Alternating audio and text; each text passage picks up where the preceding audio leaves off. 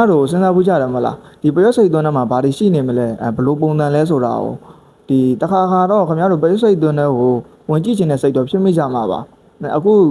ကျွန်တော်ပြောပြမှာကဒီပရွက်စိတ်သွင်းထဲမှာဘာတွေရှိတယ်ဘလို့ပုံစံလဲဆိုတာကိုပြမှာပါပြမှာဆိုတာစကားနဲ့ပြောပြမှာမဟုတ်ဘူးကျွန်တော်ဒီဗီဒီယိုဖိုင်နဲ့ပြမှာပါအားလုံးဒါတွက်ကြည့်ကြအောင်ဒီမြေကြီးအောင်မှာလူတွေမမြင်နိုင်တဲ့ပရွက်စိတ်မျိုးကြီးတစ်မျိုးရှိနေပါတယ်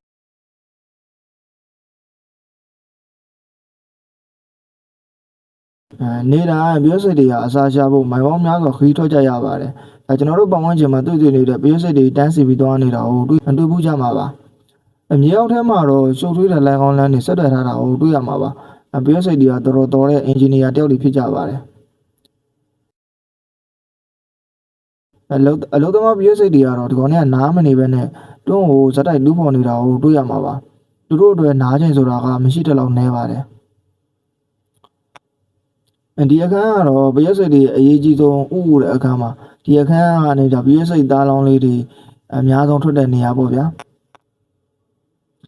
ဒီအလဲမှာရှိနေတဲ့ဒီအကောင်ကြီးကဒါတခြားကောင်မဟုတ်ပါဘူးဒါကိုလိုနီတစ်ခုလုံးကိုဥဆောင်နေတဲ့ပရွက်စိတ်ဘယမာကြီးဖြစ်ပါတယ်သူတို့ရှားလာတဲ့အစားအစာတွေကိုဒီနေရာမှာဒါစနစ်တကျတူလောင်ထားတဲ့ဒါအစားအစာတူလောင်ခံကြီးဖြစ်ပါတယ်ဒီပရွက်စိတ်ကလေးတွေကိုဒီလောသမားပရွက်စိတ်တွေကဂရုစိုက်ပြီးအစာကျွေးနေတဲ့မြင်ကွင်းဖြစ်ပါတယ်အစာရှာပြီးတော့ဒါရေမြောက်တဲ့ပရွက်စိတ်လေးတွေကိုအစာကျွေးနေတာပါဒီဝန်ပေါင်းနားမှာတော့ဒီဆိုဒါပရွက်စိတ်တွေအမြဲစောင့်ကြံနေတာကိုတွေ့ရမှာပါဒီပရွက်စိတ်တွေကဒါအဆောင်နေလို့ပြောရမှာပေါ့ဗျာဒီကောင်အန်ဒီရဲ့အနည်းငယ်တကူဖြစ်လာမယ်ဆိုတော့ဒီကိုလိုနီတစ်ခုလုံးကိုချက်ချင်းလှုပ်ရှားသွားပါတယ်သူအန်ဒီရဲ့အရေးအငွေကိုပြောပြတာပေါ့ဗျာ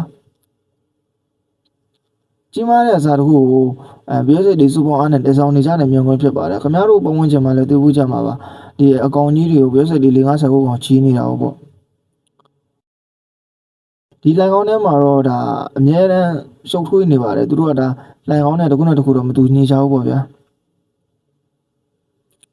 ဒီမိုးရီတွေစိတ်ဝင်လာတဲ့အခါမှာပရွက်စိတ်တွေကဥကိုအမြန်ကဲထုတ်နေကြတာကိုတွေ့မြင်ရမှာပါသူတို့အတွက်မိုးရွာတာကတော့ရေကြီးမှုတစ်ခုပေါ့ဗျာပြူချသွားတဲ့အခါမှာဒီလုံတာပရွက်စိတ်တွေကဒီတွင်းကြီးကိုသူတို့ပြန်လဲတိစောက်နေကြတဲ့မြင်ကွင်းဖြစ်ပါတယ်တချို့ပရွက်စိတ်တွေဆိုရင်ခင်ဗျာမိုးတွေပိုင်းတောင်ဆိုင်ပြူချတယ်ဗျရုံတော့မယုံနိုင်စရာပဲပရွက်စိတ်တွေကအညာဘက်မှာလဲလုံးဝမရက်မသွားပဲနဲ့ကိုလိုနီတွေကအလုပ်သမားတွေကအလုပ်လုပ်နေကြတဲ့မြင်ကွင်းဖြစ်ပါတယ်ဒီရန်သူတွေပါဝင်လာပြီဆိုလဲဒီစစ်သားပရွက်စိတ်တွေကအတက်ဆွန့်ပြီးကာကွယ်တိုက်ခိုက်ကြတာပါအခုပုံစံပြထားတဲ့အတိုင်းပါပဲပရွက်စိတ်ဘယမာကြီးကကိုလိုနီအတွက်ဒါ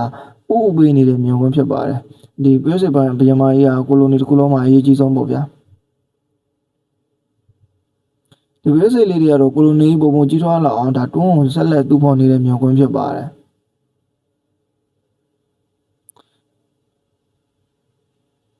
ဒီမြေအောက်ထဲမှာဆိုရင်တော့ဒါတန်ပေါင်းများစွာပရွက်စိတ်တွေကအတူတကွရှင်သန်နေတာကိုတွေ့ရှိရမှာပါ